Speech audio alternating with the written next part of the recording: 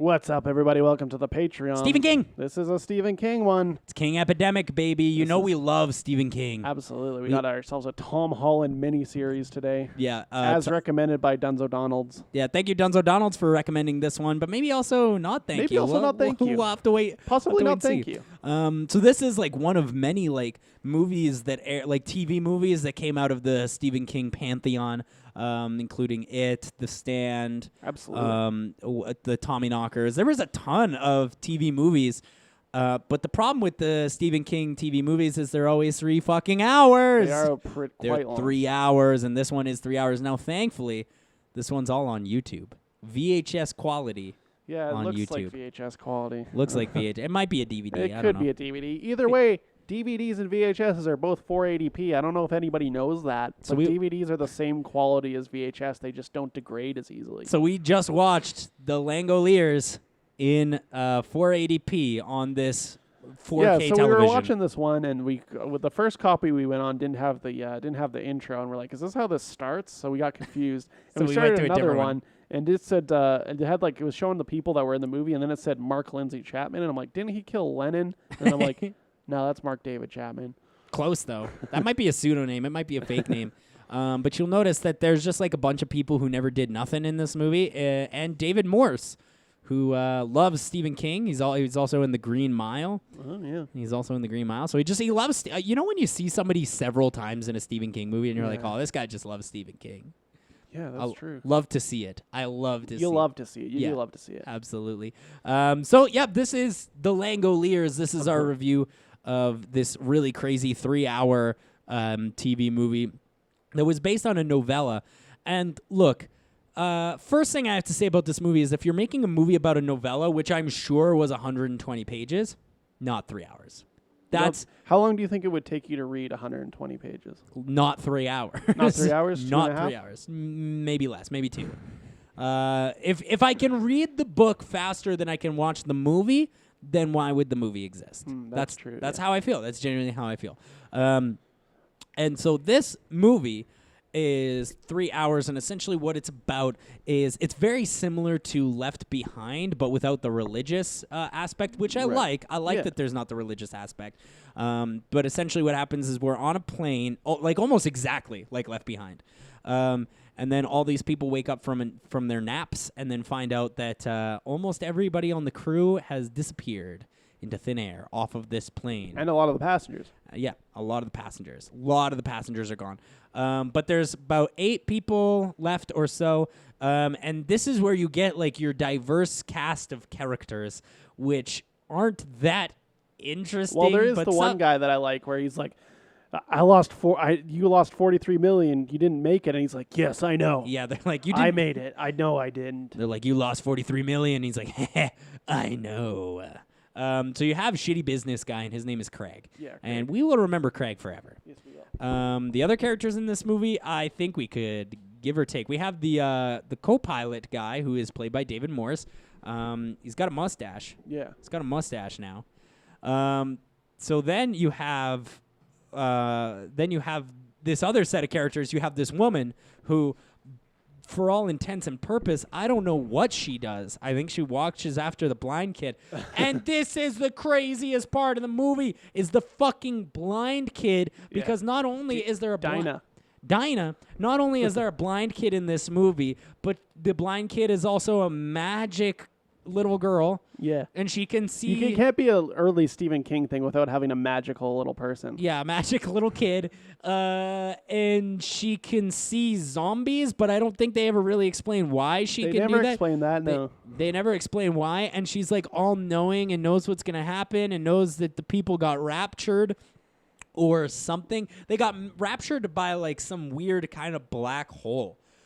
I love this idea in concept. But in concept, it should be an 80-minute movie. yeah, for sure. And that therein lies the biggest problem with this movie, is that it's so fucking long. And let me tell you what happens in this movie. All right. So we're gonna go through the plot probably in more detail, but I'm gonna summarize it here real quick. Okay. You have these people. They're on the plane. Half of them, no, probably more. I would say like there's only like 8 people. Yeah, left. like I would say 9/10 of the people get raptured, but they find out that you don't get raptured if you were asleep. But if you are awake, you get raptured. Then they land at Bangor, Maine International Airport. Misty Bangor, flying in. It's a beautiful afternoon in Misty Bangor. Popping into Misty Bangor. They hang out at the Bangor airport for what feels like forever. And then they just fly back to L.A. And, why the fuck is that the movie? Why would that be? Okay, so we'll explain all of this in great detail now. Because this movie, it's crazy to look at, but not fun to watch. It's like, it's incredible. In fact, it's incredulous to watch because every interaction feels like it should be 3 times shorter than it is. Every conversation between two characters is like 15 You got the Stephen King guy minutes. doing just all the exposition. There's a writer guy. There's a classic writer guy doing all the exposition. Yeah, there's a writer guy just saying exposition, and sometimes he just like looks around and he says the dumbest shit. He's like, lad, let me tell you about some exposition. He'll be like, when I was writing such and such a book, I knew that a situation like this couldn't just be quiet. So that means something's bound to happen. Oh, he's right. He's right. Perfect. Why would the fuck would he be right about that? Why the fuck would he be able to? And then you got the blind kid who's actually foreseeing all these events. And then you have like a nerd guy who looks like the guy from In-Betweeners, but isn't quite him. Yeah, he's that sexist piece of shit from the In-Betweeners. He drinks a lot of delicious Pilsners. Yeah, they drink delicious Pilsners. That's another part about this movie I don't understand. So they lay out the rules, but the rules are the craziest set of rules I've ever seen in a movie. Because there's no people left on Earth, apparently food and drink tastes 10 times better. Yeah, but there's no echoes. Yeah, there's no echoes. So like, there's a part where they drink a Pilsner and they're like, "It's the best fucking beer I've ever had." And it's like a shitty Michelob or something like that. He's like, "This is the best beer I've ever had." Why? Why is that a thing? And then they're like, and the crazy part about it is that the nerd guy was like, "I have a theory. I think food's gonna taste better." Why the fuck would that be the case? And then he eats like a sandwich at one point. He's like, "That's the best thing." Because they keep like eating food to test if they've been able to like reverse the apocalypse. Yeah. Which I don't know why they're trying to do that or how they think they're going to be able to do that. Yeah, so basically this all comes down to this character Craig, who's like the shitty businessman, and they like have this B storyline where like his father's really abusive to him, and he's like, "You got a B, you're a bum, you're gonna be digging ditches and shit." Yeah, and it's his ghost dad. Yeah, it's his ghost dad, and he keeps appearing and starts slap boxing his ears, dude. Yeah, this guy has so many slap fights with his ghost dad. It's unbelievable. It's like trying to fight Cosby when he gets you in Ghost Dad. Yeah, in the film Ghost Dad, the classic film Ghost Dad. When he puts some chloroform on you and he gets you. Say whatever you want as a Patreon episode, Chadley. Yeah, that's true. My question is, do you know what year this movie came out? 1995. 1995. Okay, so shouldn't look like this if it's 1995. Oh, you mean the PS1 CGI? That's when the PS1 was out, wasn't it? Not even just that, but just like the general inability to make a film is on display here. And I've got a really good example of that. There's a scene in this movie where there's a guy who just got like knocked down by the business guy. And then the business guy's like, "I'm going to kick this guy while he's down." And you see him rear up and you see him. And then there's a close up of just the foot just touching the guy's stomach. Yeah. Like you don't ever see him just barely touching it. Like you never see him get kicked or nothing. There's just like, it's just like he's rearing up. And then the next shot is just his clearly already very long time planted foot in front of the guy's stomach. And the guy goes, "Ooh." And you're like, "What? He didn't kick you. All right. He didn't kick you. I know for sure he didn't fucking kick you." So then the blind girl's like, "We all need to get back in the plane." And everybody's like, "We don't know why." Sure. They're like, "But we'll do it, I guess."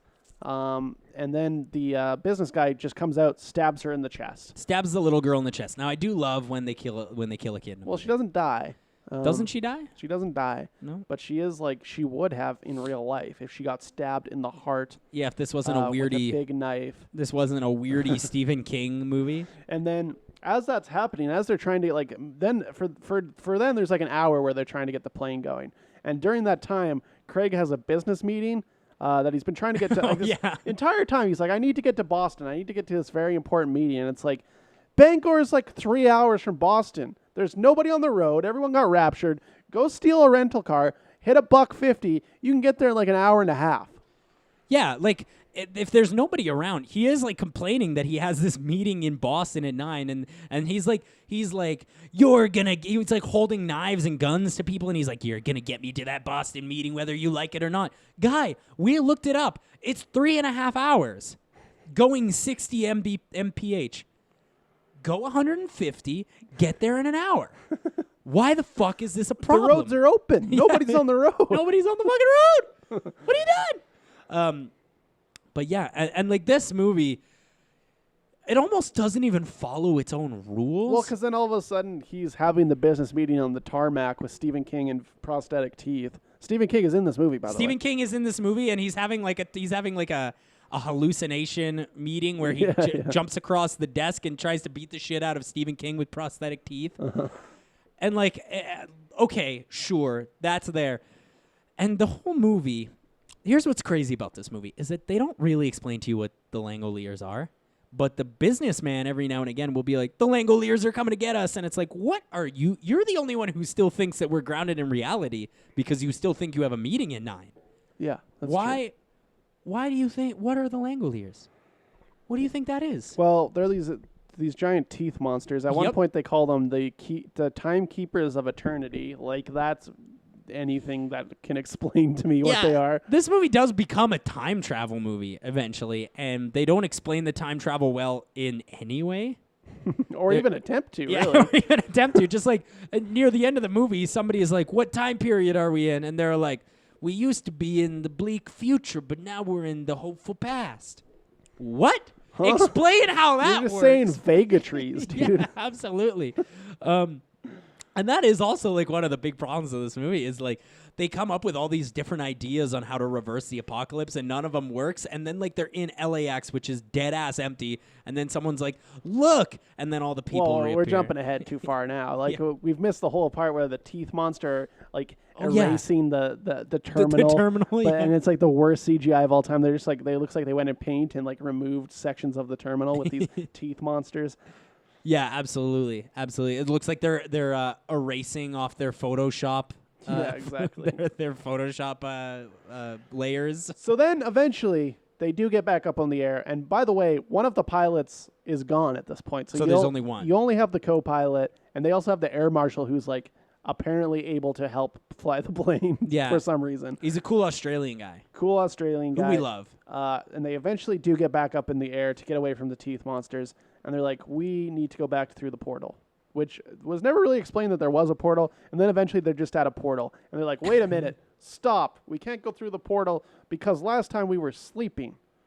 So they all have to take sleeping gas. So they happen to have sleeping gas on the plane. Yeah. And look, I don't know a lot about airplanes and air travel. I don't know if that's something you keep on a plane. Maybe it is for air marshal reasons. I don't know.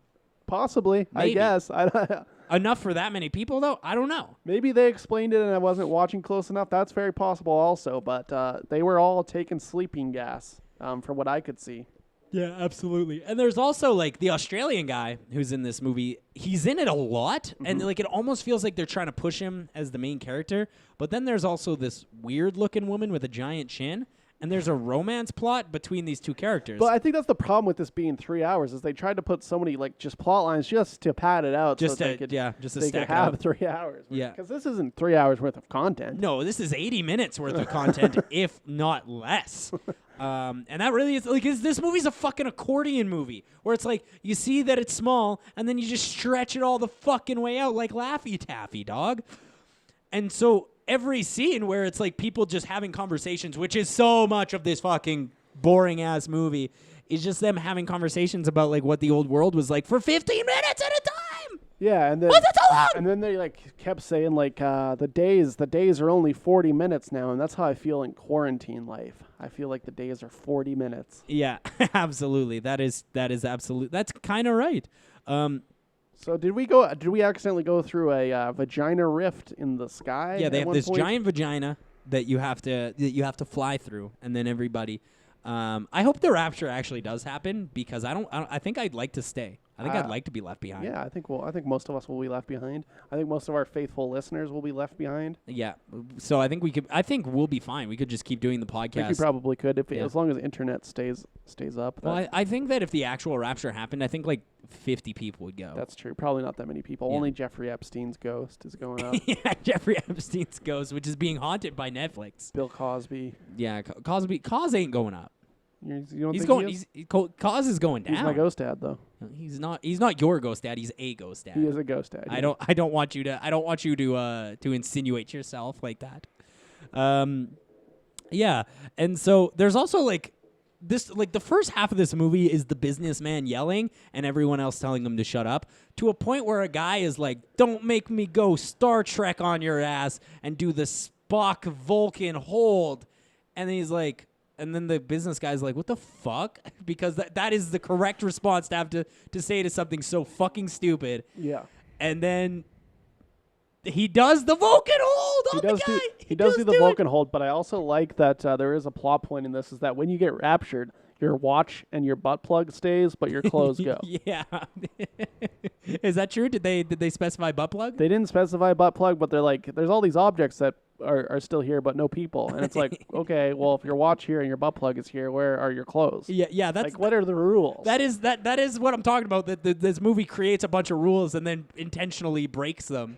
They're like, the watch can't go up because it's an inanimate object, but your shoes are fine.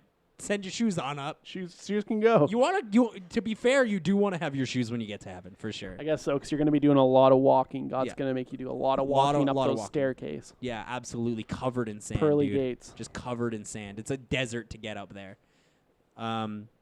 Yeah. And then, like this movie, it's just like, it spirals so crazy out of control. And as soon as you hear that they're going to Bangor, because they're supposed to go to Boston, as soon as they're like, we're going to go to Bangor instead, there's no reason. There's no reason to send them to Bangor other than just to be like, it's a Stephen King. We got to get this bad boy into Maine. We got to get this into Stephen King's hometown, Bangor, Maine. Yeah, sorry guys. We accidentally almost put this in Massachusetts. Let's get it into Maine. Guys, once we get $2,500 a month on the Patreon, we are going to go to Bangor, Maine and make a documentary. And here's my problem with this movie. Is that watching this movie, there's only one of two possible outcomes for me watching this movie. Number one, this movie is so bad. This movie is so fucking bad that my brain shut off. It shut down completely off? That my brain shut down completely. Or there's the second outcome, and I think that this is maybe more likely. Maybe I'm too dumb.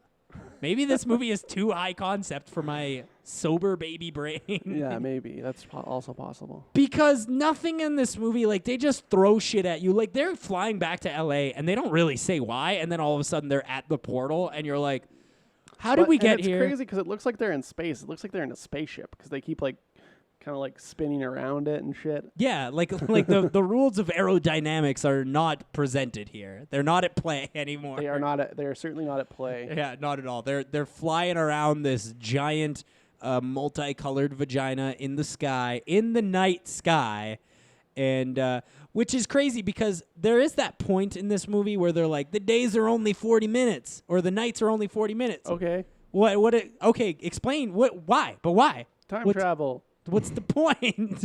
I don't know. Langoliers. Langoliers. But then this is my big question. What are the Langoliers? Are they the dog creatures? Are they the dog creatures I think with they are the the many dog teeth? creatures, yeah. Because I don't think I could tell you. They say the name Langoliers a lot of times in this film, and you see those dog creatures, and then they go to L.A., and the dog creatures are just gone, I guess. I guess they only live in Bangor, Maine. Guess so. Guess they only live in Bangor, Maine.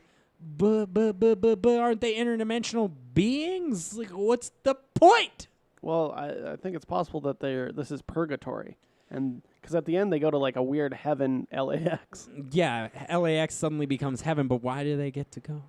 I don't know. Why do they get? Because we talked about it briefly, but they genuinely try so much to reverse the apocalypse, and then it just happens. Then they go through and they're like, wait a minute. We're going back in time, so it's going to take a little bit for people to get here. And it's like, what? I don't know what that means. Why are the buildings built if you're back in time before people existed?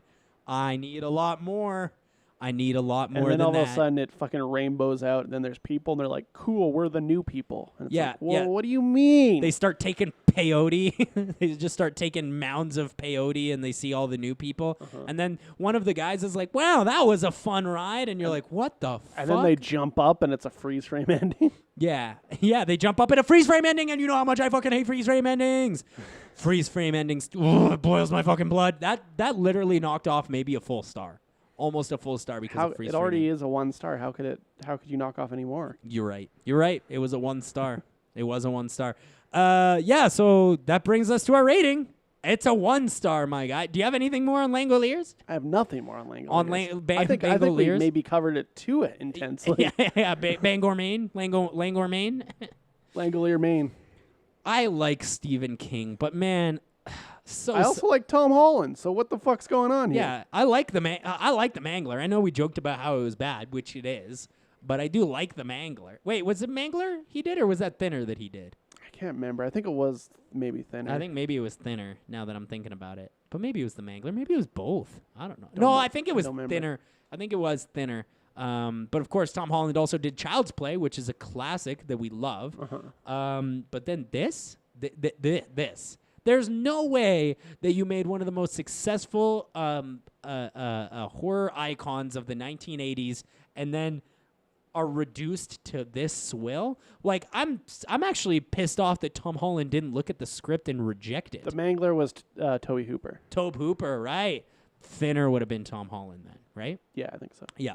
So, right, you're right. That was Tobe Hooper who did the Mangler, which is also, I like the Mangler, but Thinner is bad. So I don't know. Maybe this is all coming full circle. Maybe Tom Holland. Thinner is in fact Tom Holland. Maybe Tom Holland was a one-trick pony. He did Child's Play. Yeah, Fright Night's good. Fright Night's also good. Yeah, you're right. You're right. Fright Night is also good. I like what's the name of the Planet of the Apes guy who's in that? I forget what his name is in Fright Night. I don't remember, but as I'm looking at this, I do see that he also directed the Stand miniseries. I've heard that's better. Actually, no. Mick Garris directed it. He produced it. Okay. Well, right. I care less about that, but I don't know about this Mick Garris person. But Mick Garris made the Master of Horrors TV show where he got like a bunch of directors to make their own episode. Right. I remember that. Yeah, I've heard that's pretty tight. That show is good. Yeah, I've heard that. The Mick Garris episodes are terrible. Is that on Shudder? It's on Tubi. It's on Tubi. Right. I knew it was on something weird. Yeah. I knew it was on one of the weird ones. But yeah, Tom Holland, what the fuck? Like, why did you look at the script and say, yes, me, horror icon Tom Holland will absolutely direct this movie about a glowing vagina in space? Yeah, I don't know. This reminds me of that Blood Machines movie, kind of. Blood Machine. Yeah, it's better. It's worse than that, but it does remind me of that a lot. Because at the very least, Blood Machines is 55 minutes. This thing wasted my time. You know, like when we say, like, movie's long, but at least it doesn't waste your time? This movie wasted my fucking time. This movie's a huge fucking waste of time. I'm going to give it a 1 star. Chatsky scale. Sucks dick. 1 star for me. Sorry, Dunzo. Sorry, Dunzo Donalds, but this movie sucks dick. We did watch it for you, though. Yeah, absolutely. Hey, Podcast Bot 8000. Hey, Buck, guess what? What? On the next episode of Patreon Movie Epidemic, we're going to be doing some more George Miller. Are you excited? Oh, yeah? Yeah, kind of. We're going to be talking about the definitive and genuinely agreed best Mad Max film, Beyond Thunderdome. Oh. The absolute best one on the next episode. I agree with that. Next Wednesday. There's also going to be a new episode of Trek Epidemic coming out this Friday, so tune into that. Yep. Classic episode of Star Trek The Next Generation Season 1. We're getting close to the end of Season 1 here. Getting close to are you guys going to do Season 2? Or are you guys going to go right into Picard? We might go. We might do some original series after this. Oh, shit. Hell yeah. So thank you guys so much for, if you're listening to this, you're obviously a patron. Thank you so much for supporting the show and continuing to do so. Remember, if you give $99 to Movie Epidemic Podcast, we will send you a notebook. Here's one. A notebook of our absolute nonsense. The first person to do it will get every notebook that we currently have on deck. We're going to send all of them? Send all of them, yep. Cool. As soon as somebody takes that, we're going to send you every single one, and then essentially that tier will become available again once we have at least one full notebook. Mm-hmm. But we got lots of notebooks here. My scribblings, Buck Hollywood's Duke's scribblings. We write down the word titties a lot, like titty helicopter from Mad Max 2. We both wrote down. Maine, I got written down here 17 times. Bangor, Maine, a bunch. Yeah, absolutely. And then the Just Mercy page, which is completely blank. It just says, fuck, this movie is good. So yeah, definitely check that out if you have $99 to spare and you love the show, which you should. Yeah, so again, thank you guys so much, and we will see you guys on the regular show on Sunday, and then next week when we're talking about Beyond the Thunderdome.